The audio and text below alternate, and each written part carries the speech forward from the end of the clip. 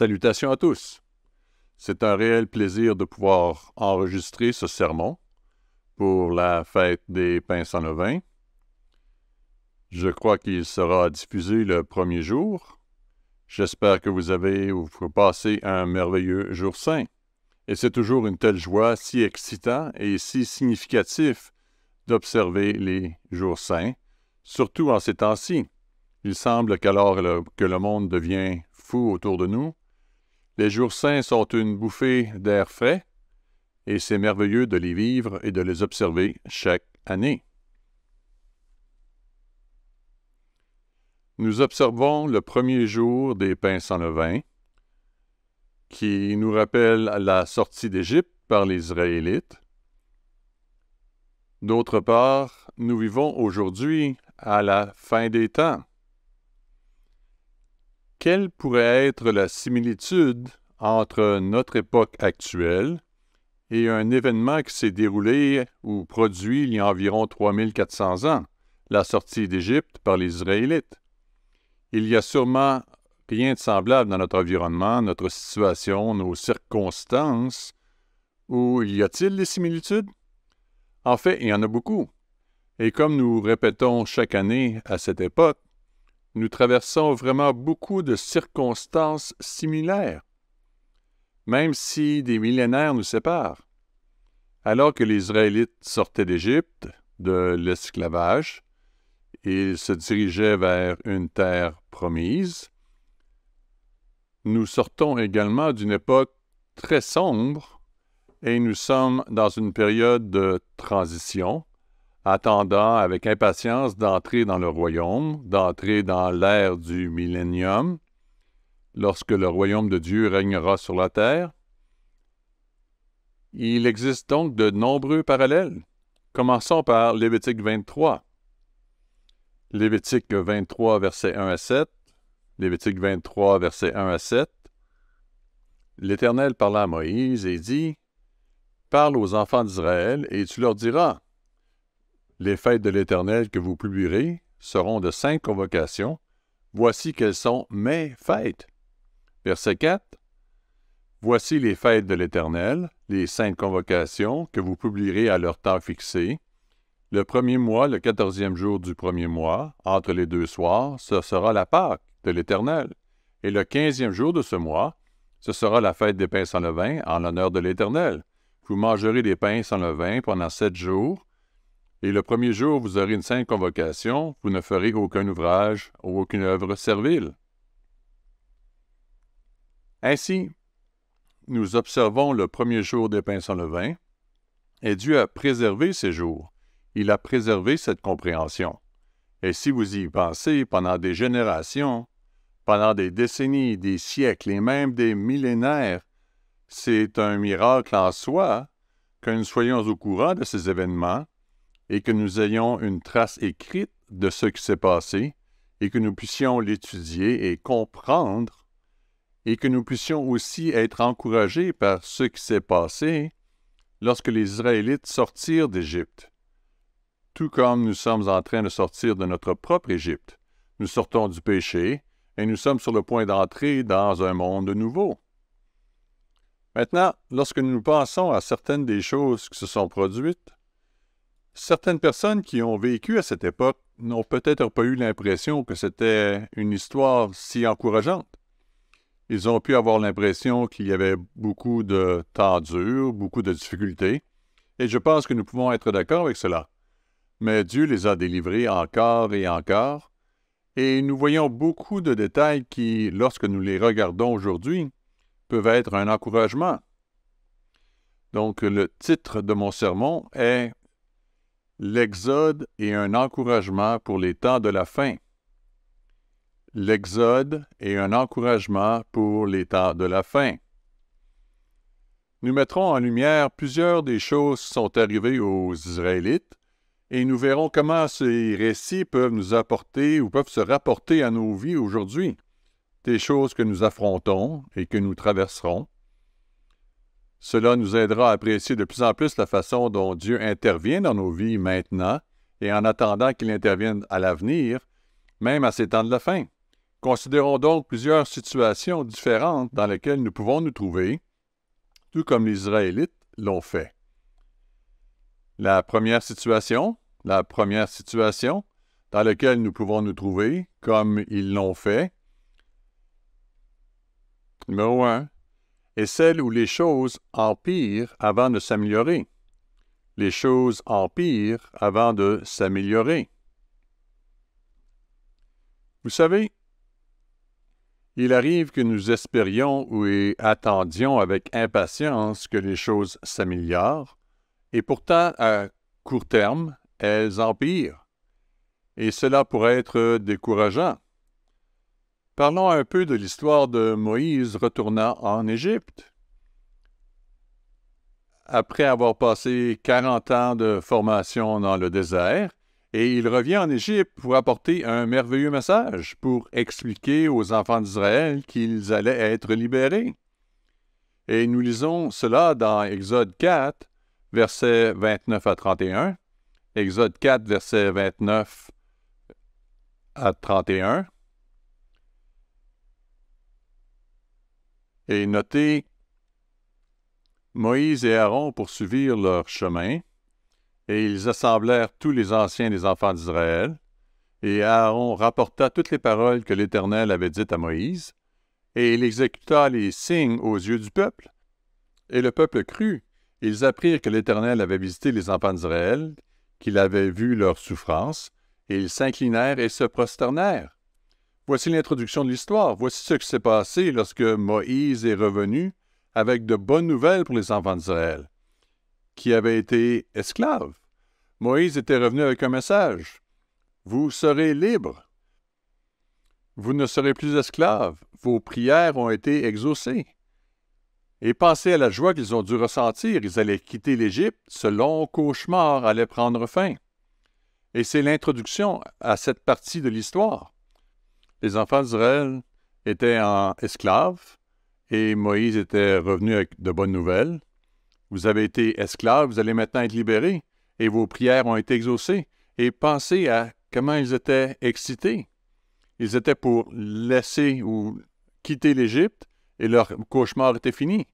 Et maintenant, remarquez dans Exode 5, verset 1, après que Moïse et Aaron se rendirent auprès du Pharaon et lui dirent « Ainsi parle l'Éternel, le Dieu d'Israël, laisse aller mon peuple pour qu'il célèbre au désert une fête à mon honneur. » Et bien sûr, Pharaon était tellement ravi et excité.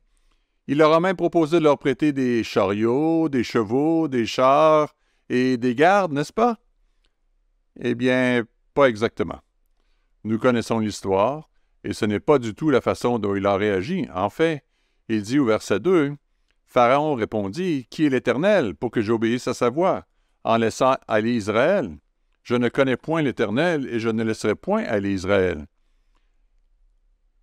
Alors ils expliquèrent que l'Éternel, le Dieu des Hébreux, les avait rencontrés et disait qu'ils devaient faire 3 jours de voyage dans le désert pour sacrifier à l'Éternel. Et continuons maintenant au verset 4 à 9. « Et le roi d'Égypte leur dit, « Moïse et Aaron, pourquoi détournez-vous le peuple de son ouvrage?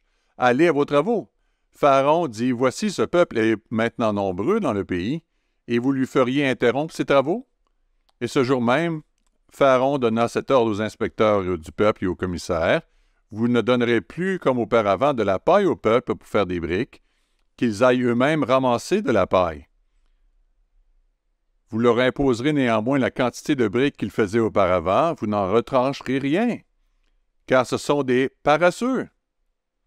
Voilà pourquoi ils crient, en disant, « Allons offrir des sacrifices à notre Dieu. » Que l'on charge de travail ces gens, qu'ils s'en occupent, et ils ne prendront plus garde à des paroles de mensonge. Avez-vous parfois l'impression que votre patron est un problème? Avez-vous parfois l'impression d'avoir un emploi sans avenir?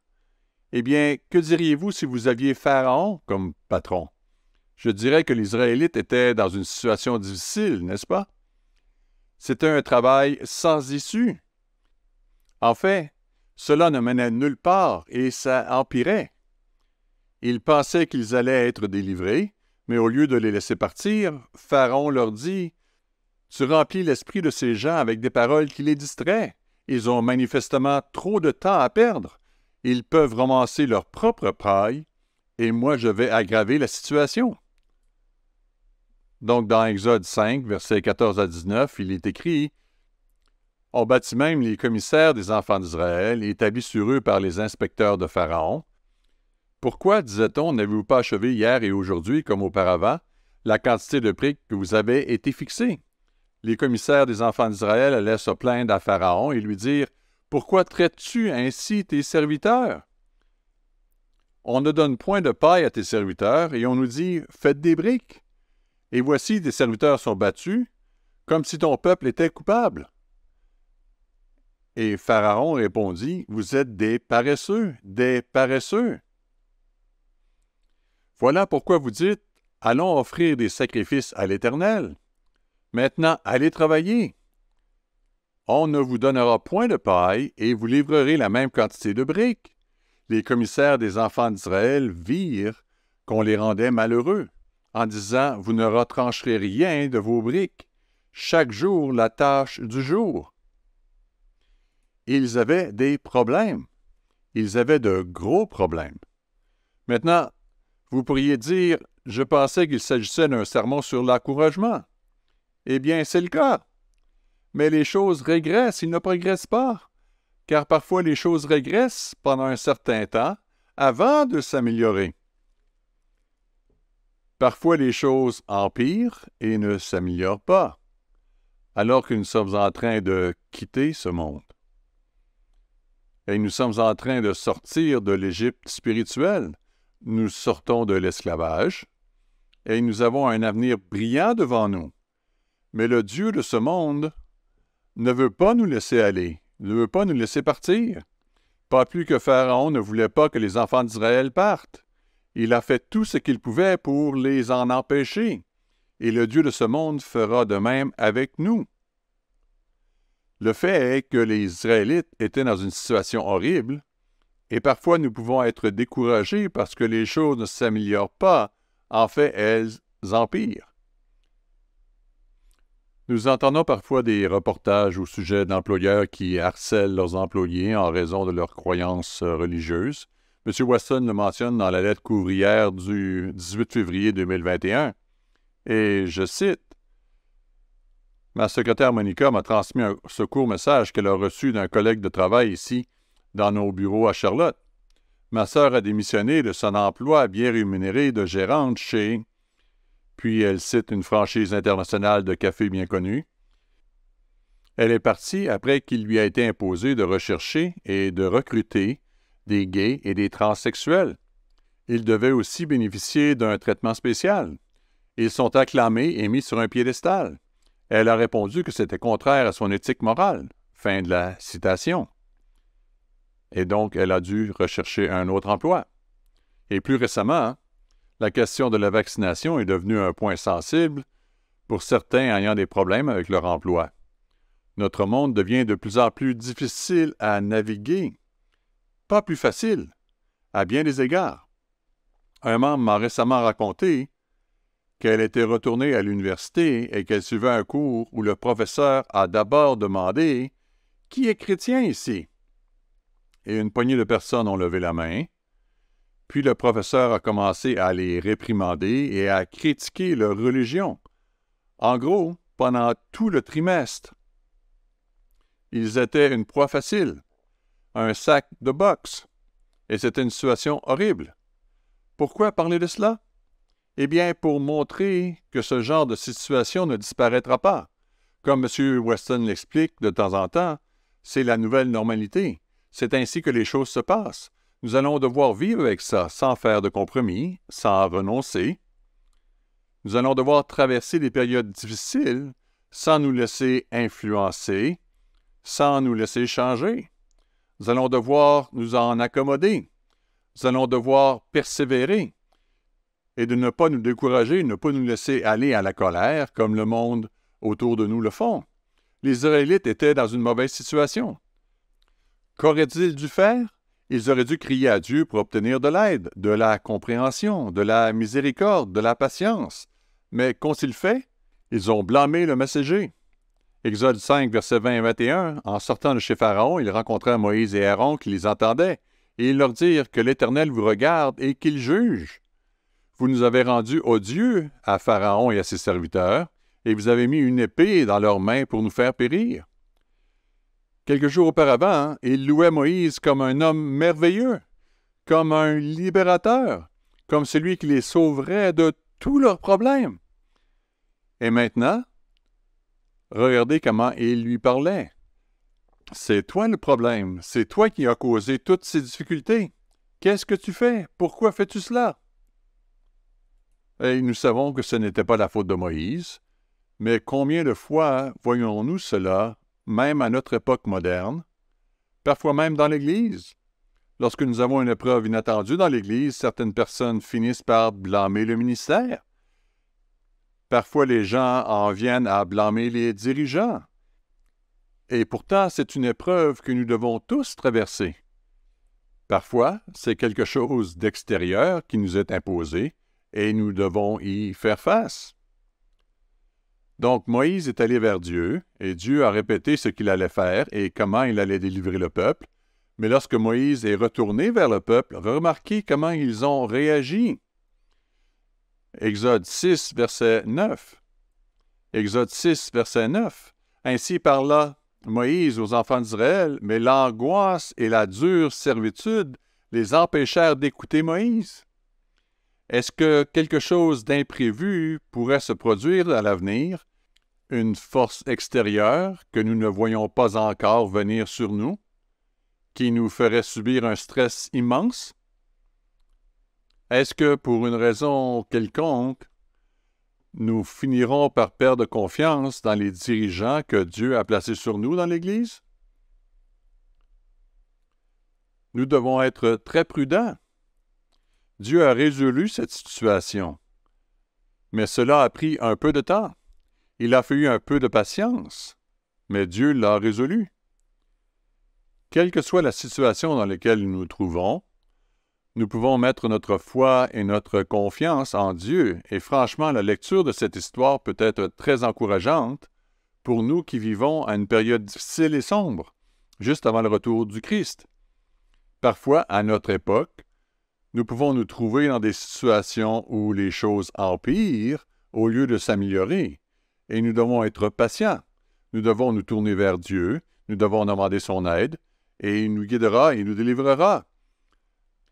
Dans quelle autre situation pouvons-nous nous trouver de nos jours? Une deuxième situation dans laquelle on peut se trouver, c'est d'avoir le dos au mur. Nous sommes acculés au pied du mur. Après que les Israélites eurent quitté l'Égypte, Pharaon les poursuivit et, selon la tradition, ils arrivèrent à la mer Rouge le dernier jour des pains sans levain, et nous trouvons ce récit dans Exode 14, versets 8 à 11. Exode 14, versets 8 à 11. L'Éternel endurcit le cœur de Pharaon, roi d'Égypte, et Pharaon poursuivit les enfants d'Israël. Les enfants d'Israël étaient sortis la main levée. Les Égyptiens les poursuivirent, et tous les chevaux, les chars de Pharaon, ses cavaliers et son armée, les atteignirent campés près de la mer, vers Pi-Hahiroth, vis-à-vis de Baal-Tsephon. Et Pharaon approchait, les enfants d'Israël levèrent les yeux, et voici, les Égyptiens étaient en marche derrière eux. Et les enfants d'Israël eurent une grande frayeur et crièrent à l'Éternel, et ils dirent à Moïse, « N'y avait-il pas de sépulcre en Égypte, sans qu'il fût besoin de nous mener mourir au désert? Que nous as-tu fait en nous faisant sortir d'Égypte? »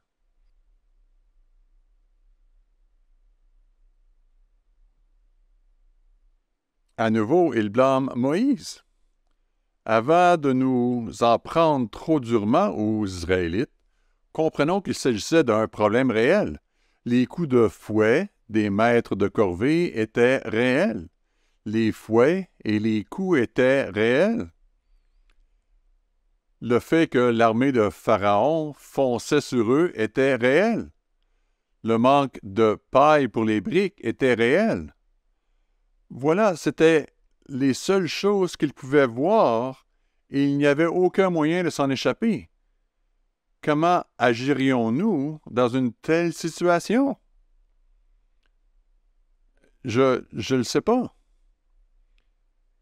Et ensuite, au verset 12, « N'est-ce pas là ce que nous te disions en Égypte? Laisse-nous servir les Égyptiens, car nous aimons mieux servir les Égyptiens que de mourir au désert? » J'ai toujours pensé qu'ils avaient inventé cela, mais peut-être qu'ils ne l'ont pas inventé. Arrêtez-vous un instant et souvenez-vous, il y a quelques minutes, nous lisions dans Exode 6, verset 9, comment, lorsqu'il devait faire des briques sans paille, ainsi parla Moïse aux enfants d'Israël. Mais l'angoisse et la dure servitude les empêchèrent d'écouter Moïse. Vous savez, peut-être ont-ils dit à Moïse, « Les choses n'ont fait qu'empirer depuis ton arrivée. Laisse-nous tranquilles. Laissez-nous en Égypte. Nous ne voulons pas faire partie de ce que tu fais. Va-t'en. » Il est bien possible qu'ils aient dit cela. Mais remarquez, dans Exode 14, versets 13 et 14, Moïse répondit au peuple, « Ne craignez rien, restez en place et regardez la délivrance que l'Éternel va vous accorder en ce jour. Car les Égyptiens que vous voyez aujourd'hui, vous ne le verrez plus jamais. L'Éternel combattra pour vous et vous gardez le silence. » Allons, maintenant, mettons les choses au clair. Ils ont la mer dans le dos, les montagnes de chaque côté, et l'armée du Pharaon qui leur fonce dessus, et Moïse qui dit « Tout va bien se passer. » C'est encourageant, non?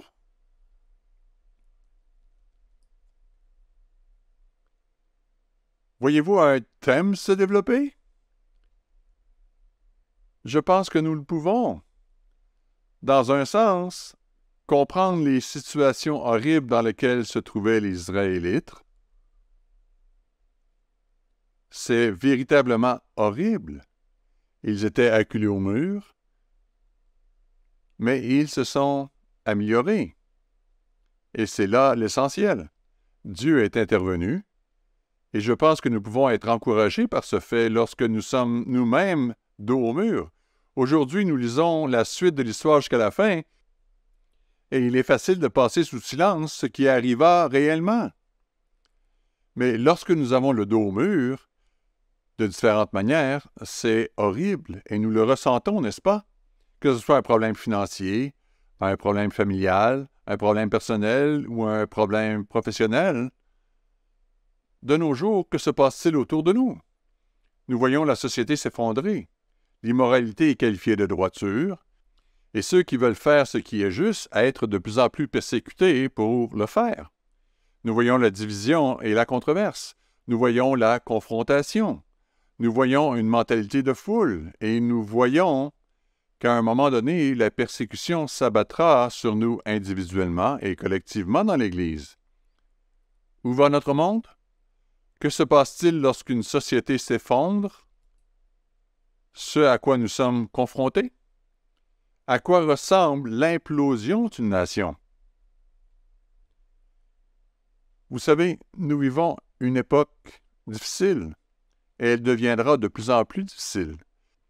C'est pourquoi ces jours de fête sont encourageants, parce que nous sommes encouragés par ce qu'ils ont traversé. Nous pouvons être encouragés par le fait que, lorsque les choses ont empiré pour eux, au lieu de s'améliorer, lorsqu'ils étaient dos au mur, dans les deux cas, Dieu est intervenu.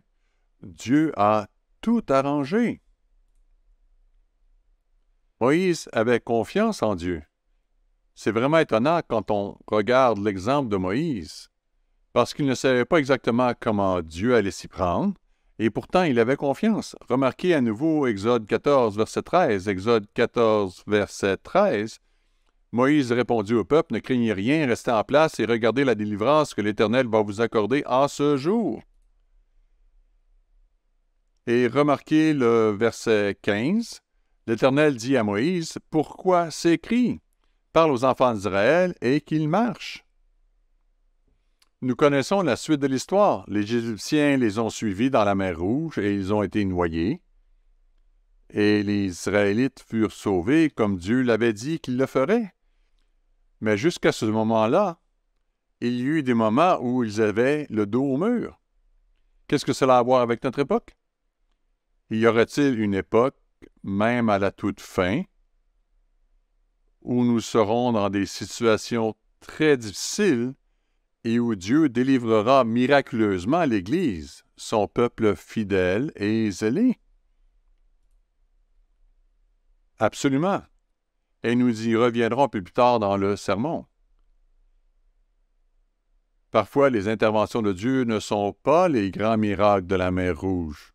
Parfois, il s'agit de situations privées qu'il arrange pour nous lorsque nous sommes au pied du mur, comme je le disais plus tôt. Vous savez, nous pensons parfois aux victoires au sens large, mais nous pouvons aussi y penser en termes de petits encouragements. Lorsqu'il nous donne la victoire sur le péché, lorsqu'il nous aide à surmonter des difficultés dans notre vie personnelle, lorsqu'il ouvre la mer Rouge, il veut que nous avancions. Dans notre vie personnelle, nous pouvons vaincre par le sang de l'agneau, comme il est dit dans l'Apocalypse. Nous nous sommes examinés avant la fête des pains sans levain. Alors que nous le faisons, nous devons penser, peut-être y a-t-il quelque chose que je dois faire différemment. Peut-être il y a des domaines dans ma vie où j'ai grandi, où j'ai fait du progrès, et je peux le voir, et je suis encouragé. Mais cet autre domaine ici, j'ai vraiment besoin de m'y concentrer pour aller de l'avant et changer. Et dans l'examen de conscience, Dieu ne veut pas que nous restions coincés dans une boucle de dégoût de soi. Parfois, je pense que nous pouvons mal comprendre l'examen de soi et penser qu'il s'agit de se détester. Ce n'est pas le cas. Dieu veut nous délivrer. Dieu veut nous libérer. Mais en cours de route, il peut y avoir des épreuves. En cours de route, il y a des moments où nous pouvons avoir l'impression d'être dos au mur et que toutes nos options sont fermées. Mais Dieu nous aidera à passer au travers. Quelle est l'une des étapes dont vous avez déterminé qu'elle devait être franchie? Peut-être s'agit-il d'un changement dans vos relations avec les autres, votre conjoint, vos enfants, votre patron, vos collègues de travail, vos frères ou vos sœurs dans l'Église. Une petite chose que vous pouvez faire différemment, eh bien, c'est le moment de le faire, ce changement, et d'aller de l'avant. Peut-être avez-vous ralenti dans certains aspects de votre vie spirituelle. Peut-être que vous ne priez pas ou que vous n'étudiez pas la Bible autant que vous le devriez. Peut-être que vous ne restez pas aussi proche de Dieu que vous le devriez. Et c'est le moment de dire, bon, il faut vraiment que j'intensifie mes efforts. Tout ne dépend pas de mes efforts, je le comprends, mais je dois faire plus d'efforts pour chercher Dieu, rester proche de lui, être avec lui, marcher avec lui, demander son aide dans toutes les situations. Peut-être que c'est ce que vous devez faire alors que vous traversez ces situations difficiles. Peut-être vous avez un problème personnel avec lequel vous vous battez, un Goliath personnel avec lequel vous devez lutter. Quelles actions devez-vous prendre pour faire ce pas en avant? Maintenant, ces questions, ces histoires, ces événements historiques dans l'Exode peuvent être des parallèles et nous encourager alors que nous faisons face à des épreuves à la fin des temps, parce que c'est exactement ce qu'ils traversaient à leur époque. Il y a beaucoup de parallèles. Ainsi, alors que nous sortons de notre Égypte et que nous marchons vers la terre promise, notre entrée dans le royaume de Dieu et le règne millénaire de Jésus-Christ sur cette terre, nous devons, lorsque les choses empirent avant de s'améliorer, lorsque nous sommes dos au mur, nous devons avoir la foi que Dieu nous délivrera quand même. Troisième point, une autre situation dans laquelle nous pouvons nous trouver, c'est lorsque l'argent manque et que les choses essentielles manquent. Lorsque l'argent manque et que les choses essentielles manquent. Prenez l'exemple de Exode 17. Exode 17, il s'agit bien sûr de la traversée du désert par les Israélites. Exode 17, versets 1 à 4. Donc, dans Exode 17, versets 1 à 4.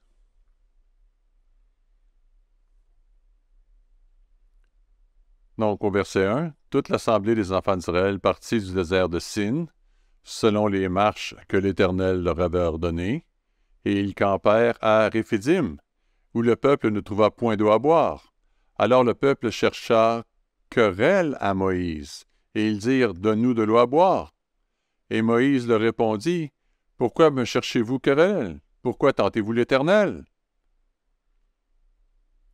Le peuple était là, pressé par la soif, et murmurait contre Moïse, et il disait, « Pourquoi nous as-tu fait monter hors de l'Égypte, pour me faire mourir de soif avec mes enfants et mes troupeaux? » Moïse cria à l'Éternel en disant, « Que ferai-je à ce peuple? Encore un peu, et ils me lapideront. » Et au fur et à mesure que nous continuons de lire l'histoire, Dieu dit à Moïse de prendre un bâton, puis de frapper le rocher. Dans ce cas, il a été commandé de frapper le rocher, et c'est ce qu'il fit, et de l'eau en sortit pour que le peuple puisse boire. Mais au verset 7, nous lisons « Et il donna à ce lieu le nom de Massa et Mériba, parce que les enfants d'Israël étaient contestés, et parce qu'ils avaient tenté l'Éternel en disant, « L'Éternel est-il au milieu de nous, ou n'y est-il pas? » Vous savez, c'est une accusation forte. Dieu est-il avec nous, ou non? Maintenant, encore une fois, considérons la réalité. Il s'agissait de vrais problèmes. Ils n'avaient pas d'eau. Ils étaient dans une situation grave, dans le désert et sans eau. J'ai vécu à Tucson, en Arizona, pendant un certain temps, et c'est un sérieux problème que de marcher dans le désert sans eau. C'est une situation vraiment difficile, mais Dieu allait les tester. En fait, en revenant un peu en arrière à Exode 16, verset 4, Exode 16, verset 4, nous lisons, « L'Éternel dit à Moïse, « Voici, je ferai pleuvoir pour vous du pain, du haut des cieux. Le peuple sortira et en ramassera jour par jour la quantité nécessaire, afin que je le mette à l'épreuve, et que je vois s'il marchera ou non selon ma voie. » Dieu allait les mettre à l'épreuve, et nous retrouvons ici ce même thème, que les choses empirent avant de s'améliorer. Parfois, nous sommes dos au mur avant d'être délivrés.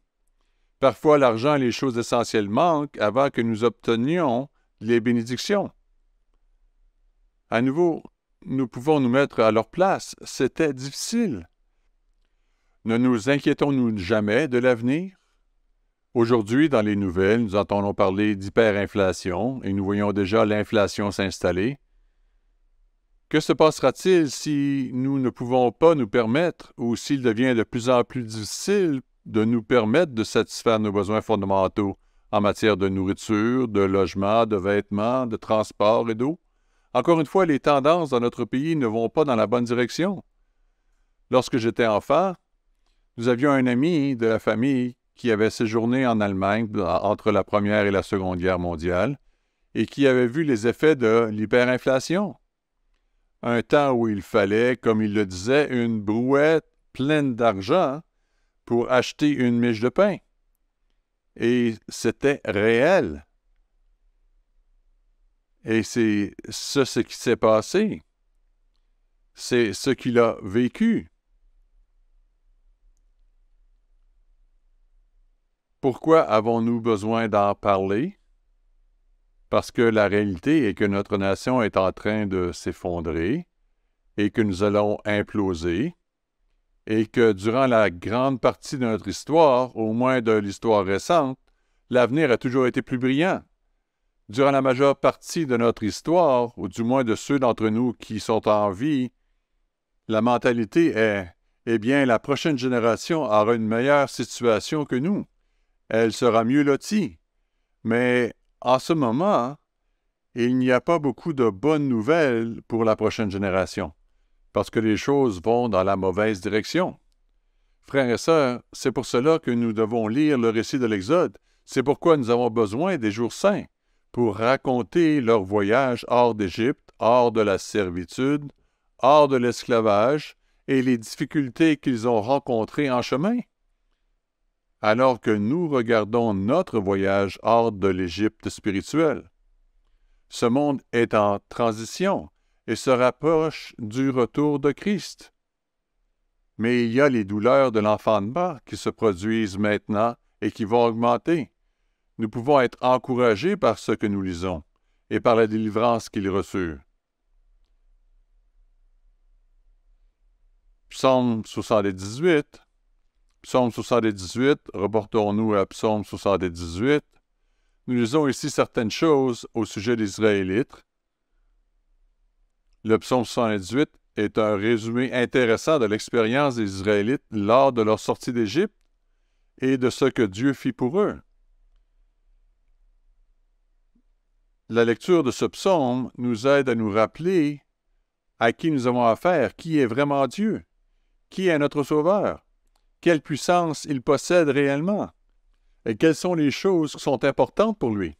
Lorsque nous sommes confrontés à des défis, nous ne savons pas exactement ce qui nous attend au prochain virage, nous ne savons pas pourquoi nous sommes dos au mur, nous ne savons pas pourquoi la situation empire avant de s'améliorer, nous ne savons pas pourquoi nous avons du mal à mettre de la nourriture sur la table. Il est important que nous comprenions qui est Dieu, la puissance qu'il a et la miséricorde qu'il a. Remarquez Psaume 78, versets 12 à 20, Psaume 78, versets 12 à 20.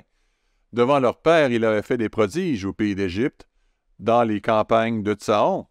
Il fendit la mer et leur ouvrit le passage, il fit dresser les eaux comme une muraille.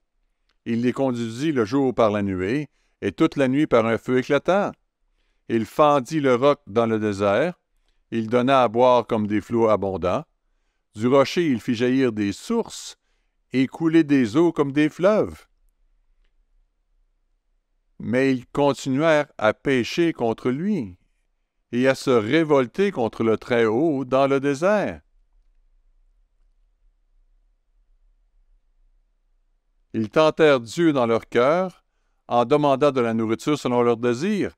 Ils parlèrent contre Dieu. Ils dirent, « Dieu pourrait-il dresser une table dans le désert?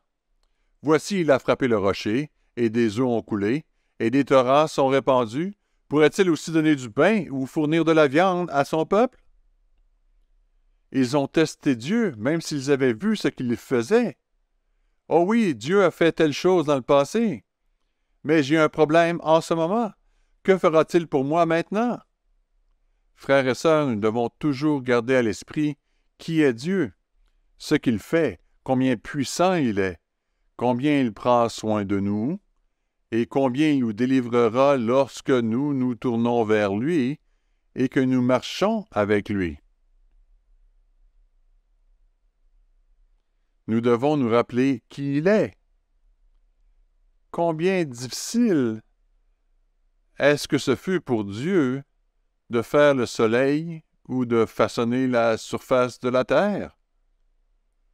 Combien difficile est-ce pour Dieu, comme il est question dans Job, de dire aux vagues puissantes, « Vous vous arrêtez ici. » Qui peut faire cela?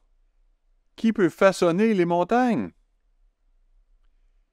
Il y a quelques années, nous avons fait une randonnée dans les montagnes et j'ai été frappé alors que nous franchissions certaines de ces collines et que nous regardions une magnifique vue sur des crêtes de montagnes par le fait que nous construisons de grandes et étonnantes choses en tant qu'humanité, des villes et des gratte-ciels. Mais lorsque vous sortez dans la nature et que vous faites un peu de randonnée, vous voyez tout ce que nous construisons n'est rien comparé aux plus petites choses que Dieu a construites. Les montagnes ne sont qu'une petite partie de la planète entière, qui n'est elle-même qu'un point minuscule dans notre système solaire. Et notre système solaire n'est qu'un point dans la galaxie, et la galaxie n'est qu'une petite partie de l'univers entier. À qui avons-nous réellement affaire? Quel est le pouvoir réel de Dieu? Peut-il pourvoir une table dans le désert? Peut-il prendre soin de nous? Croyons-nous qu'il puisse prendre soin de nous? C'est contre cela que les Israélites ont trébuché à maintes reprises. Remarquez versets 36 à 42. Mais ils le trompaient de la bouche, ils lui mentaient de la langue. Leur cœur n'était pas ferme vers lui, et ils n'étaient pas fidèles à son alliance. Toutefois, dans sa miséricorde, il pardonne l'iniquité et ne détruit pas. Il retient souvent sa colère, et il ne se livre pas à toute sa fureur. Il se souvint qu'il n'était que chair. Malgré leur attitude, malgré leur rébellion, leur contestation, leur manque de foi et leurs accusations contre lui et Moïse qu'il avait envoyés, il a reconnu qu'il n'était que chair. Il a donc pardonné, car ils étaient un souffle qui s'en va et ne revient pas, que de fois ils se révoltèrent contre lui dans le désert, que de fois ils l'irritèrent dans la solitude. Ils ne cessèrent de tenter Dieu et de provoquer le Saint d'Israël. Ils ne se souvinrent pas de sa puissance.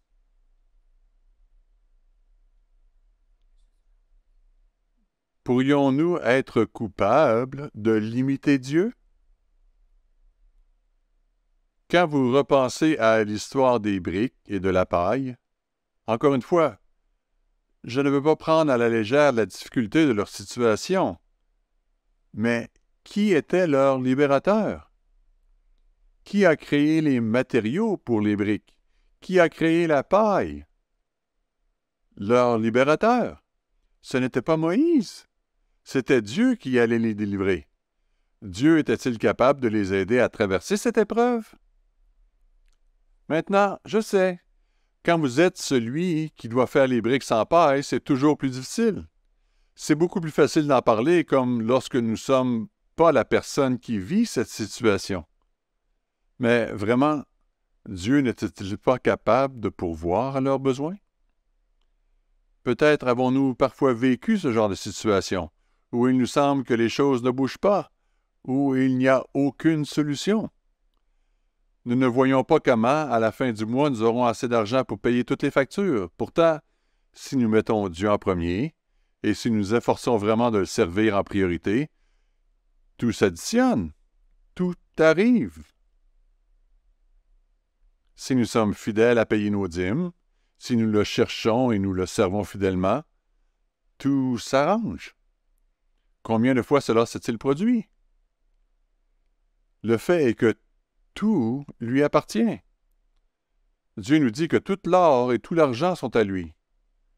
Si nous avons des difficultés financières, si nous avons des factures à payer, si nous sommes confrontés à l'inflation, si ce que nous avons perd sa valeur, si l'argent que nous gagnons ne suffit pas, si nous avons des difficultés à pourvoir à nos besoins de base quotidiens, la question est qui est notre Père? Nous ne devons pas le limiter. Nous parlons donc de situations dans lesquelles nous nous trouvons, tout comme les Israélites à l'époque.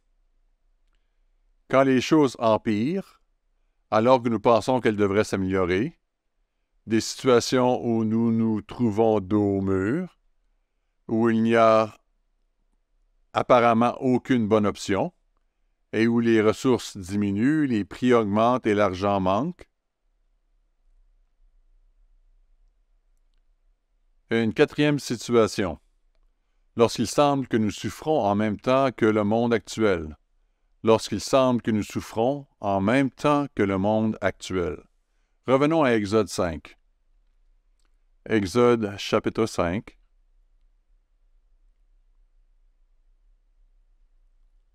Si nous nous replongeons dans l'histoire de l'Exode et de ce qui se passait en Égypte avant leur départ, bien sûr, cela n'a pas bien commencé. Ils ont eu un revers. On leur a donné le même quota de briques et la paille en moins. Mais avant longtemps, Dieu commença à intervenir en Égypte et y apporter de terribles plaies. Et remarquez Exode 8, versets 16 à 20. Exode 8, versets 16 à 20. Alors que la quatrième plaie, les mouches sévit, il dit, l'Éternel dit à Moïse, lève-toi de bon matin et présente-toi devant le Pharaon. Il sortira pour aller près de l'eau. Tu lui diras, ainsi par l'Éternel, laisse aller mon peuple, afin qu'il me serve. Si tu ne laisses pas aller mon peuple, je vais envoyer les mouches venimeuses contre toi, contre tes serviteurs, contre ton peuple et contre tes maisons. Les maisons d'Égyptiens seront remplies de mouches et le sol en sera couvert.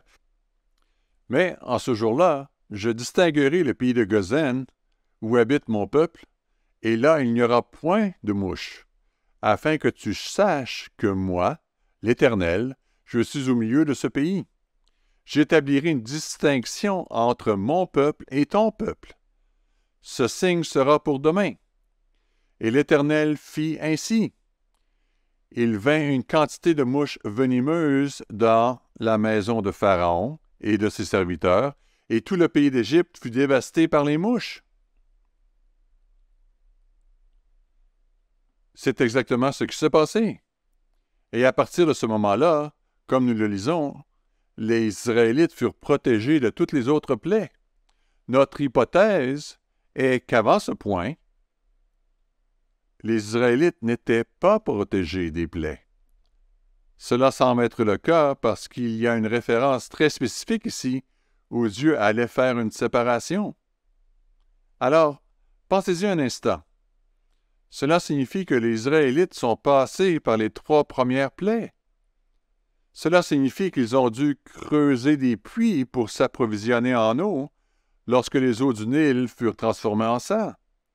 Cela signifie qu'ils ont dû faire face aux grenouilles qui couvraient le pays. Ils ont dû faire face au désagrément et à la puanteur. Cela signifie qu'ils ont également dû faire face au poux. Maintenant, ce n'est pas dit spécifiquement, mais il semble que les Israélites ont subi ces 3 plaies.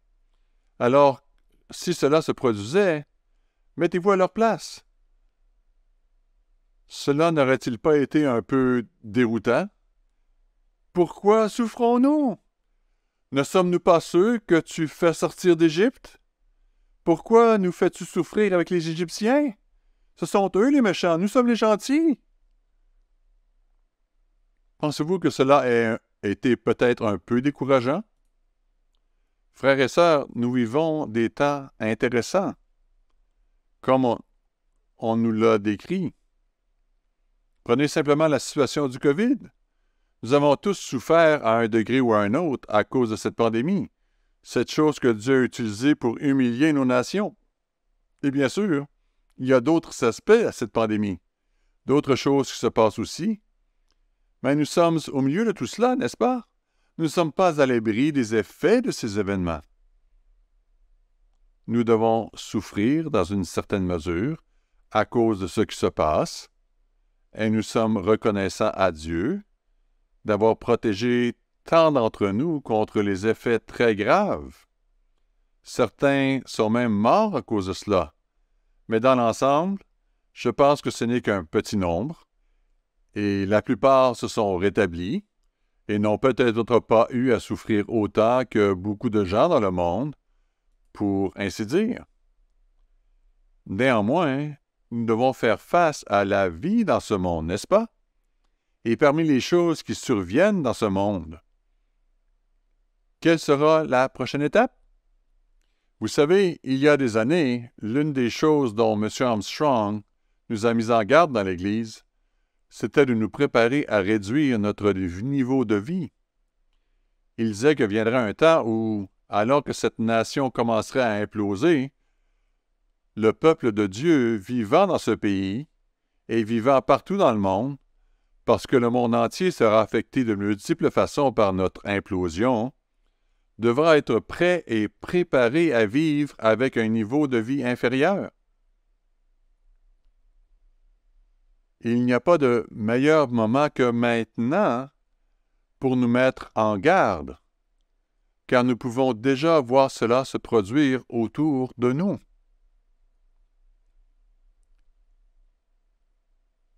Maintenant, Dieu prendra-t-il soin de nous? Je le crois. Est-ce qu'il pourvoira nos besoins? Je le crois. Absolument. Si nous marchons avec lui, si nous avons notre main dans sa main, si nous lui soumettons nos vies, si nous recherchons son aide, Mais allons-nous passer par certaines des difficultés que notre monde connaît et continuera à connaître? Aux États-Unis, en Europe, en Afrique, en Australie, en Asie, au Canada, en Amérique du Sud, dans les Antilles, allons-nous tous souffrir avec le monde, dans une certaine mesure? Absolument. Mais il viendra un temps où Dieu séparera son peuple. Reportons-nous à Apocalypse 12. Il semble y avoir tellement de parallèles avec ce que nous lisons dans l'Exode au sujet de la 4e plaie, lorsque Dieu sépara le pays de Goshen, et ce que nous voyons dans Apocalypse 12. Remarquez ce qui est dit dans Apocalypse 12, versets 12 à 14. « C'est pourquoi réjouissez-vous, cieux, et vous qui habitez dans les cieux, malheur à la terre et à la mer, car le diable est descendu vers vous, animé d'une grande colère, sachant qu'il a peu de temps.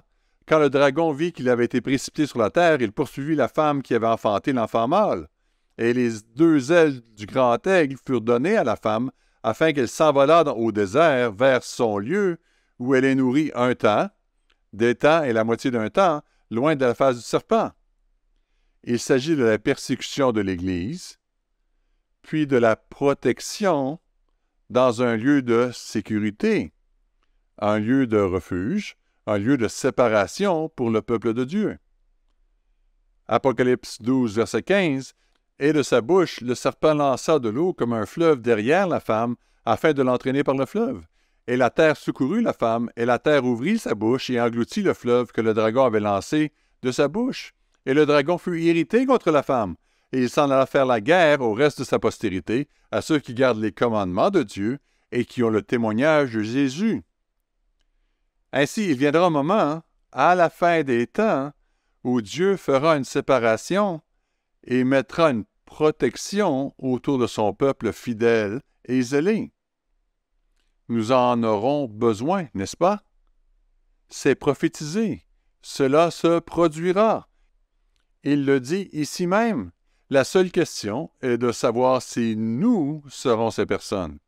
La seule question est de savoir si nous serons assez proches de Dieu, assez en phase avec sa volonté, assez guidés par lui, et si nous nous soumettrons assez nos vies, étant même prêts à donner notre vie si nécessaire, pour être placés sous la protection promise par Dieu à son Église pour ceux qui seront fidèles et zélés. Il a également mentionné ici que certains ne seront pas protégés, ce qui nous amène à réfléchir à la question de savoir si nous marchons vraiment avec Dieu chaque jour. Le laissons-nous vraiment nous purifier, nous changer? Sommes-nous vraiment en train de sortir du péché comme ces jours-ci nous disent de le faire? Mais c'est promis. Il est promis et prophétisé qu'il y aura une séparation. Alors, vivons-nous dans des temps difficiles? Absolument. Reportons-nous à 2 Timothée 3.1. 2 Timothée 3, verset 1, Paul écrit « Sache que, dans les derniers jours, il y aura des temps difficiles. » La référence dans ma Bible dit des temps de stress. Entrons-nous dans des temps de stress? Sommes-nous en période de stress? Vont-ils empirer avant de s'améliorer? C'est ce qui est indiqué. Nous allons devoir, pendant un certain temps, fabriquer des briques avec moins de paille. Nous allons devoir, pendant un certain temps, nous trouver dans des situations où nous sommes dos au mur. Pendant un certain temps, nous devrons faire avec moins d'argent et peut-être avoir moins de choses nécessaires. Pendant un certain temps, nous devrons faire l'expérience d'un avant-goût des situations et des malédictions qui s'abattent sur nos nations parce que nous vivons dans le monde de Satan. Pendant un certain temps, nous devrons vivre cela. Mais cela ne durera pas éternellement. Dieu nous aidera. Remarquez 1 Corinthiens 10, versets 1 à 6. 1 Corinthiens 10, versets 1 à 6.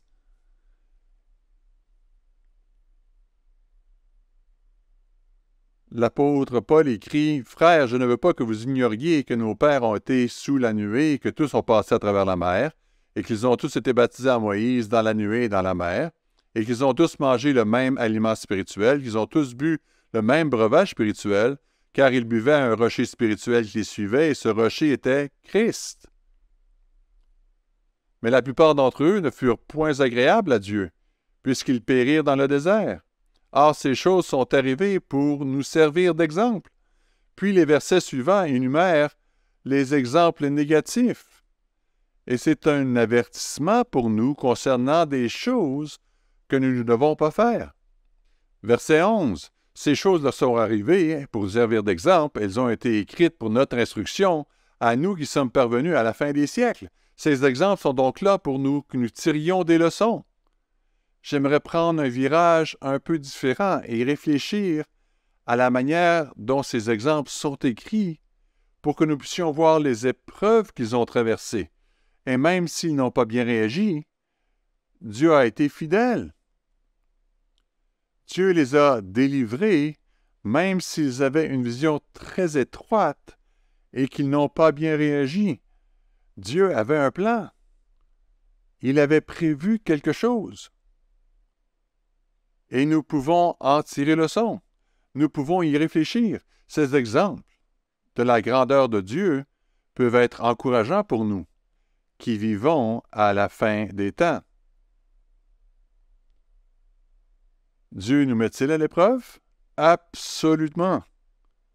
À l'époque de l'apostasie dans l'Église universelle de Dieu, un ami et moi discutions et j'évoquais l'idée que ces choses qui arrivaient étaient un test pour nous tous. Et il fit une déclaration. Il dit que Dieu ne met pas l'Église à l'épreuve. Dieu ne permet pas que ces choses se produisent comme un test ou comme un baromètre pour voir ce que nous ferons.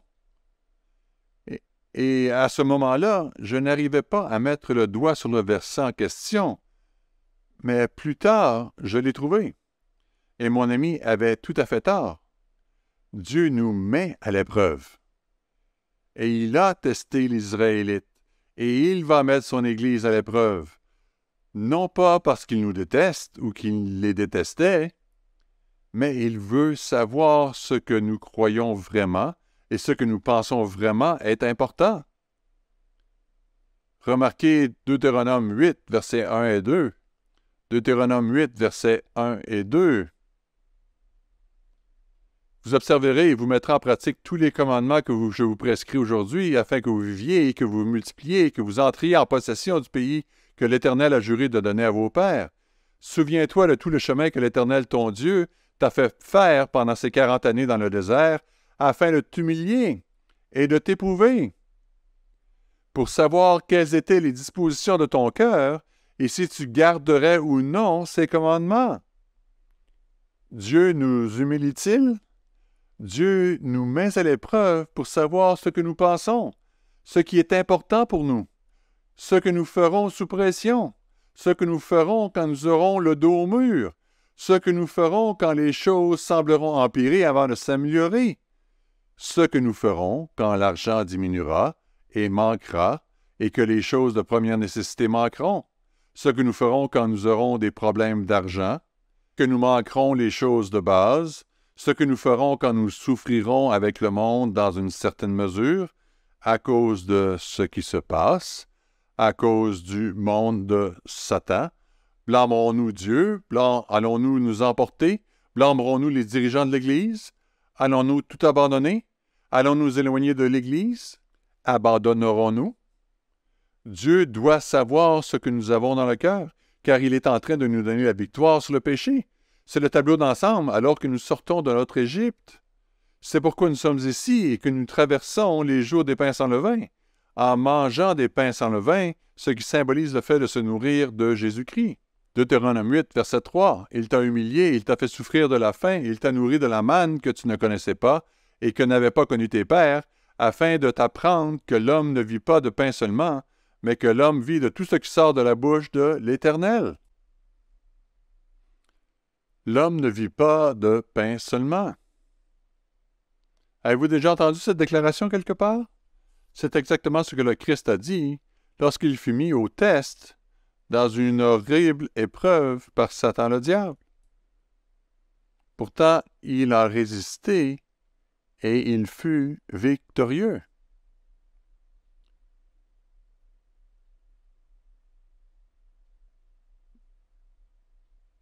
Notez dans Exode 12, versets 15 à 17, nous aurons besoin de force et de courage pour persévérer, mais Dieu a ce dont nous avons besoin. Il sait ce dont nous avons besoin. Il est là pour nous et il nous délivrera, pas toujours de la façon dont nous voudrions ou aussi vite que nous le voudrions, mais il assure nos arrières et il s'arrangera et il nous aidera si nous marchons avec lui. Alors, allons à Exode 12, versets 15 à 17. Exode 12, versets 15 à 17. Pendant 7 jours, vous mangerez des pains sans levain. Dès le premier jour, il n'y aura plus de levain dans vos maisons, car toute personne qui mangera du pain levé du premier jour au 7e jour sera retranchée d'Israël. Le premier jour, vous aurez une sainte convocation, et c'est ce que nous faisons aujourd'hui. Et le 7e jour, vous aurez une sainte convocation. On ne ferait aucun travail ce jour-là. Vous pourrez simplement préparer la nourriture de chaque personne.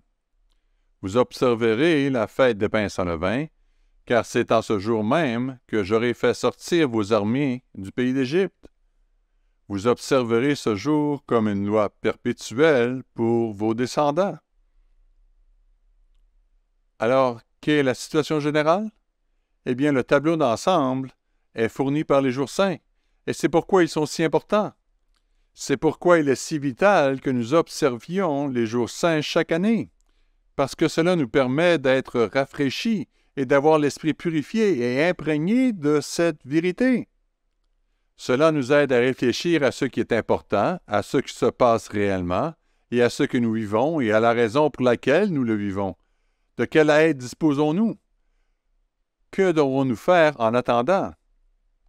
Alors que nous marchons avec Dieu, nous devons nous nourrir de Christ, nous devons laisser tomber le péché, et nous devons éliminer le péché de nos vies comme nous éliminons le levain de nos maisons. La Pâque représente le sacrifice de Jésus-Christ pour nous. Il était parfait. Il n'a jamais péché. Il est donc le sacrifice absolu et parfait qui couvre nos péchés.